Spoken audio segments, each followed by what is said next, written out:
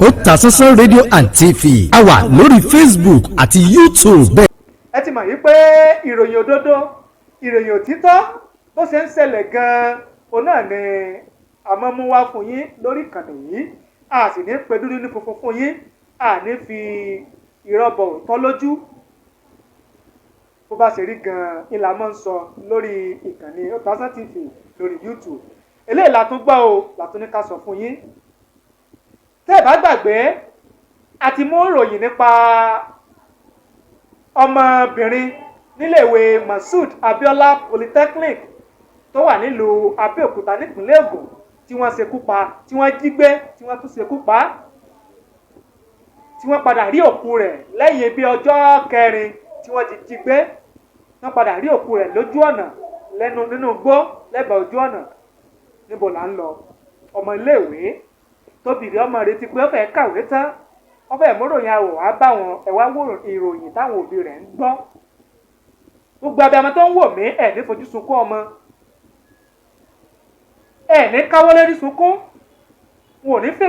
ò ní fọwọ́ burúkú yín léjìká bàtà ọ̀fọ̀ wọn ò ní bọ́ sẹ́yìn ìkùlé gbogbo ẹ̀yin tẹ́ ń wò mí tẹ̀lé ń gbọ́ mi níkànnì yìí ó lágbára o ìbá ṣe ń sọ̀rọ̀ yìí wọn ò tí ì mọ àwọn tó wà nídìí ìṣekúpani ọmọbìnrin tá à ń sọ yìí ìyẹn Happiness Ọdẹ ọmọ iléèwé Masud Abiola Polytechnic ọmọbìnrin tó wà nípele ẹ̀kọ́ kejì ND2 ní ẹ̀ka mass communication níléèwé Masud Abiola Polytechnic tó wà nílùú Abeokuta wọ́n sì ṣekú pa á àwọn wo ló ṣekú pa á kí ni wọ́n fẹ́ gbà kí ni Happiness Ọdẹ ọmọdébìnrin yìí kí ló ṣe fún wọn ọ̀dọ́bìnrin yìí kí ló ṣe fún wọn àwọn tó pa á iléeṣẹ́ ọlọ́pàá wọn làwọn ń ṣèwádìí lọ́wọ́ láti mọ wúlẹ̀wúlẹ̀ ìdí abájọ ìṣekúpani Happiness Ọdẹ bàbá tún ti rí update nípa Happiness Ọdẹ tí wọ́n ṣekú pa àmọ́ mú wá fún yín lórí ìkànnì yìí á sì jẹ́ kẹ́ ẹ rí gbọ́ ẹ̀yin sáà mọ́ tẹ̀lé wa ẹ máa fọ́lò wa bàbá ṣe mú wá fún yín lórí ìkànnì Otasansan TV lórí YouTube tẹ́ ẹ bá gbàgbé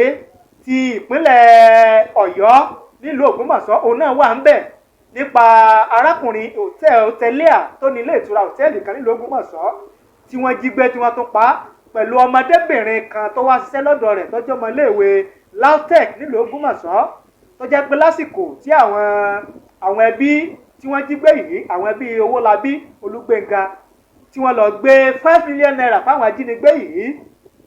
ni wọ́n tún padà pa ọmọdébìnrin Racheal Opadele àti Gbenga Owolabi yìí tí wọ́n jí gbé wọ́n sì tún gba 5 million naira wọ́n tún pọ̀ lọ́kadà tó gbé wọn lọ gbé owó yẹn fún wọn. iṣẹ́ ìwádìí ń lọ lọ́wọ́ láti mọ àwọn tó wà nídìí ìbàjẹ́ nídìí ìṣekúpani arákùnrin Gbenga Owolabi àti Racheal Opadele nílùú Ògbómọ̀ṣọ́ gbogbo bí ìkan náà bá ṣe ń lọ bá ṣe ń ṣẹlẹ̀ láàmú mú wá fún yín lórí ìkànnì yìí ìyẹn sáà mọ tẹ̀lé wa kẹ̀dẹ̀ mọ fọ́lò wa tó bá ṣe ń lọ ẹ ṣé o àdúpẹ́ lọ́wọ́ yín bẹ́ẹ̀ ṣe ń wò wá bẹ́ẹ̀ ṣe ń gbọ́ wa.